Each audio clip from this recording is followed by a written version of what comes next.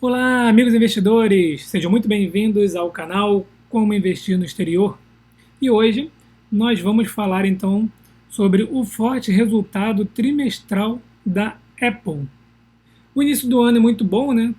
Sempre temos aí várias empresas apresentando os seus resultados trimestrais e a gente viu agora, no início de 2020, várias empresas com excelente crescimento, né?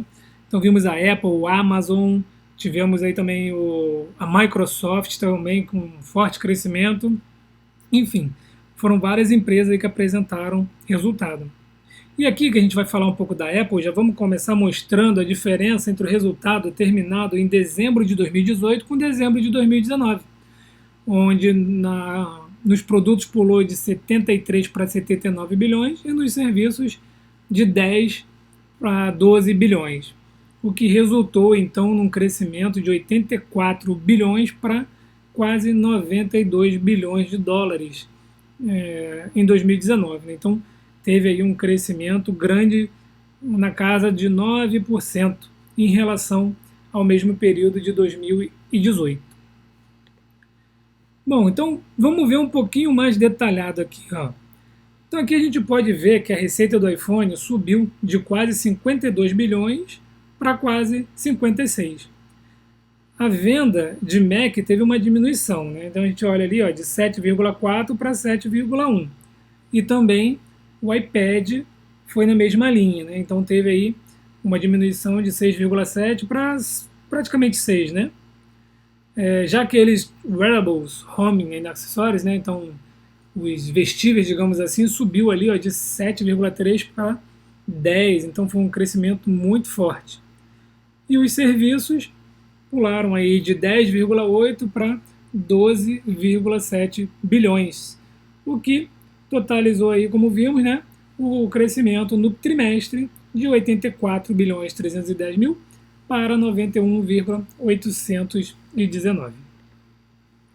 Como eu comentei lá no post no site, né, que eu escrevi um post antes desse vídeo aqui, se no ano passado, no mesmo período, o iPhone foi o vilão no resultado, né, lembram? Eu até escrevi um post sobre isso, porque tinha havido uma diminuição nas vendas de iPhone lá na China e o resultado veio ruim, né? Ruim não veio igual agora, não veio com o crescimento que vinha nos trimestres anteriores, né? Então, se ele foi o vilão lá no ano passado, nessa mesma época na divulgação do relatório, né? Esse ano ele veio para mostrar que ainda domina o mercado e traz muito lucro, sendo ainda a maior parcela de lucro da empresa. Né? O que aconteceu? O lançamento do iPhone 11, 11 Pro e Pro Max foi o que realmente impulsionou as vendas aí. Eu mesmo estive nos Estados Unidos e eu vi que realmente o pessoal estava comprando muito iPhone 11, como se fosse barato, né? E também como para o brasileiro, como se ele fosse funcionar aqui perfeitamente por causa do 4G. Então, para quem não sabe, nós temos aí duas bandas operando 4G, e se você comprar o iPhone 11 lá nos Estados Unidos, só vai funcionar em uma das bandas aqui. Então pode ser que você esteja no meio da cidade, mas funcione somente o 3G, porque naquela localização o 4G está sendo usado numa outra banda que o iPhone vendido nos Estados Unidos não utiliza. Então, se você tiver mais dúvidas sobre isso, deixe aqui nos comentários que a gente vai falando sobre esse assunto aí. Então, o iPhone ele também está com uma bateria muito boa. E eu que troquei o meu ano passado, mas eu comprei aqui no Brasil por causa dessa questão aí do 4G, e eu também não comprei o 11 porque era muito caro, comprei o XR, percebi que realmente a bateria está muito melhor. E o carro-chefe aí nesse novo iPhone é a câmera, né? Então ele agora está com 3 câmeras, grande angular e tal, com flashes diferenciados ali, muitas das vezes se assemelhando a uma câmera profissional. E isso daí também fez com que muitas pessoas comprassem o iPhone 11. E o funcionamento rápido e leve, que eu particularmente acho que o iPhone ele é muito rápido e muito leve, uma vez que eles fabricam tanto o aparelho quanto o software, né, o iOS, então fica um negócio mais integrado. Não é igual outros aparelhos que você cria um hardware e vem alguém e cria o software e eles têm que integrar. Enfim, discussões mais de tecnológicas e de Apple maníacos, né? E de contra Apples, né? Isso fica para uma outra discussão. O segmento de wearables tem um novo recorde, né? Então a receita deles ultrapassou aí 10 bilhões. Tiveram um aumento aí de 37% em relação ao ano anterior. E o desempenho, obviamente, né, foi aí na casa dos 2 dígitos. Então foi um desempenho muito forte. Wearables são esses vestíveis, né, o AirPod, o relógio, esses itens aí que a Apple vende. Em alguns dos lugares, a demanda foi tão alta que houve escassez de alguns produtos. Então, como eu falei aqui, lá no relatório que eu li, eles falaram em um aumento de 37%. É muita coisa, né? O segmento de serviços teve um recorde também. E a receita agora histórica ficou em 12,7 bilhões de dólares. A Apple Music estabeleceu também um novo recorde de receita e agora oferece aí um catálogo de mais de 60 milhões de música para os clientes. O número de contas pagas e transações em suas lojas de conteúdo digital alcançou também um novo recorde, crescendo aí 2 dígitos, né? Então agora são mais de 480 milhões de assinaturas pagas nos serviços da plataforma da Apple. Eles tiveram um aumento de 120 milhões em relação ao ano anterior e estimam finalizar aí 2020 com 600 milhões de assinaturas pagas. Então, se isso acontecer, ainda teremos uma receita muito grande nos próximos trimestres em relação aos serviços. A receita da Apple Store também cresceu 2 dígitos. E isso foi a forte demanda dos clientes por compra e assinatura dos aplicativos. Eu mesmo andei comprando alguns aplicativos aí. Será que impactei aí na receita? Bom, então os negócios de assinatura de terceiros também cresceu em várias categorias, né? O que aumentou quase 40% em relação ao ano anterior. Então, se você comprou algum tipo de aplicativo ou assinou algum serviço pago, você está contribuindo aí para esse crescimento. Mais um recorde batido foi em relação à Apple Care, né? Então, graças às fortes taxas de anexação de contrato, serviço e distribuição expandida da Apple, a marca Apple Care oferece um excelente serviço e já tem um suporte global. Então é um segmento que não era tão grande, mas vem ganhando espaço ainda nos últimos trimestres. A venda de MacBooks, né, como falamos ali no início, e de iPads não tiveram aí um grande destaque, mas também não vieram para piorar o resultado, né? De qualquer maneira, no relatório deles está lá. Eles estão dizendo que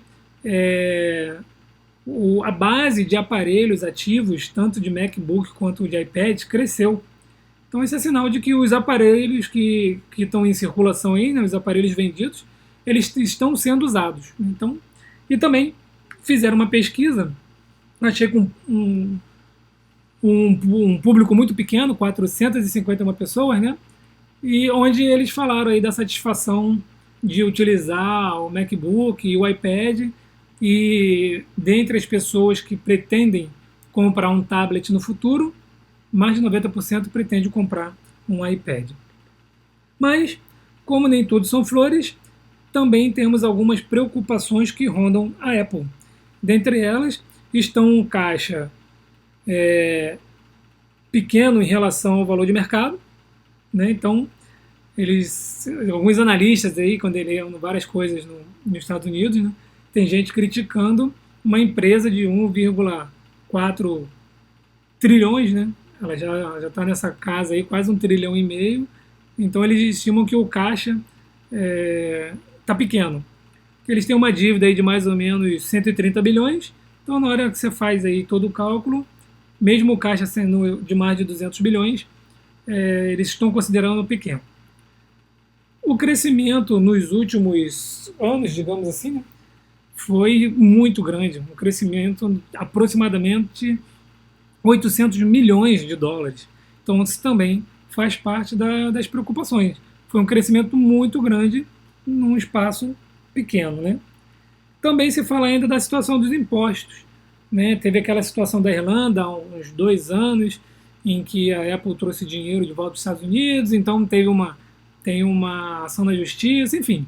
ainda tem uma guerra aí sobre impostos que, se a Apple perder, ela pode perder grande parte do caixa porque vai ter que pagar. Então, isso daí pode até fazer com que o preço da ação despenque, né? A concorrência, muitos haters da Apple dizem que se a Huawei não tivesse tido tanto problema, se os Estados Unidos, o Trump não tivesse aí tentando caçar a Huawei, enfim, essa guerra aí das grandes da tecnologia, a Apple não teria crescido tanto também, mas não tem como saber, né? A gente só sabe se as coisas funcionaram ou não depois que o tempo passa. E hoje ela está com um market cap muito grande, o que também espanta aí os investidores institucionais, os fundos de pensão. Aí vai ter gente que vai falar, não, mas o Warren Buffett comprou não sei quantos bilhões, 50 bilhões, alguma coisa nesse sentido. Mas ele comprou já tem tempo, né? Vamos lembrar que em janeiro de 2019, nesse mesmo período, eu fiz um vídeo, ou melhor, eu fiz um post falando da Apple, que eu estava comprando naquela época, mas ela chegou a bater 150 dólares. E agora a gente está falando aí de 320 dólares, ou seja, mais do que 110% de crescimento em um ano. Então, rondam aí essas preocupações se vale a pena ou não investir na Apple. Então, se vale a pena ou não investir na Apple no momento atual, onde ela está ali em torno de 310, 320 dólares, onde o valor de mercado dela cresceu demais num curto prazo, onde a concorrência está vindo, o 5G está chegando.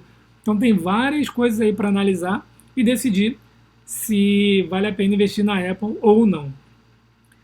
Meu preço médio é de 182, 185, se eu não me engano, e ela está 300 e pouco. Confesso eu que acima de 300 eu não compro o Apple e vou esperar uma realização aí, apesar que ela já é uma grande parte da minha carteira, então eu estou numa tendência maior de vender um terço dela e realizar o lucro de um terço e seguir o baile, do que de ficar comprando indefinidamente acima de 300 dólares. Mas só os próximos resultados vão definir aí o que eu vou fazer. Certo, pessoal? Então, bota aí nos comentários se vale a pena investir na Apple ou não, se você tem, qual é o seu preço médio, o que você acha da empresa, se você tem alguma coisa a acrescentar nessas informações que eu trouxe aqui. E forte abraço a todos e até o próximo vídeo.